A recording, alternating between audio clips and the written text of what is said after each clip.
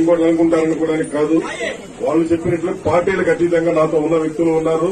అలాగే ఇక్కడ ఈ రోజు వైఎస్ఆర్ కాంగ్రెస్ పార్టీలో నిజంగా 2019 ఎన్నికల్లో వీళ్ళందరికీ న్యాయం జరిగిద్దని ప్రతి ఒక్కరూ ఆ రోజు మర్రి రాజశేఖర్ గారు మంత్రి అవుతారని, మరి అలాగే మేము కూడా అలాంటి సీనియర్ నాయకులు మాకున్నారు మంత్రి అవుతాడని ఆయన అడుగుజాడలో మన నియోజకవర్గం బాగుంటుందని చెప్పేసి మేమందరం పనిచేశాం.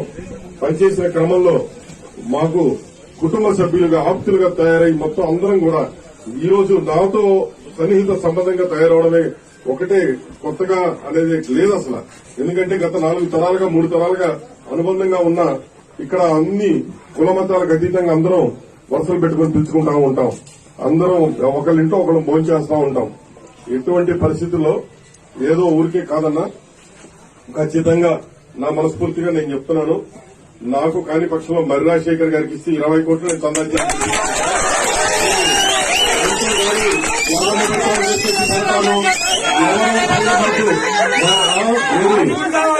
పైన సీఎం ఆఫీస్ కి పిలిచి ఎవరో 2-3 చెబితే వినడానికి అంత భయపడడానికి కాదు. నియోజకవర్గం ఈసారి ప్రతి ఒక్క కార్యకర్తని బాగా చూసుకోవాలి, బాగుండాలి. మన కార్యకర్తలు నాయకులే తప్ప తెలుగుదేశం అనేది కేసులు పెట్టింది చూపించండి. ఈ 5 సంవత్సరాల్లో ఒక్కరు కూడా నేను ఓపెన్ గా చెప్తున్నా. మరి మా వైస్ చైర్మన్ గారు కొలిశెట్టి శ్రీనివాసరావు అన్న గారు, మా అందరూ 6.5 కోట్ల పైన తీసుకొని 3 కోట్లు ఇచ్చి 2.5 కోట్లు కొట్టి ఈ రోజు పోయి గుంటూరులో కూర్చుంది. కాదని ఆయన ద్వారా అడగండి. నాకు 6.5 కోట్లు ఇవ్వాలి. నేను ఇందాక సజ్జల దగ్గర అడిగితే ఆమె చీత వదిలేయని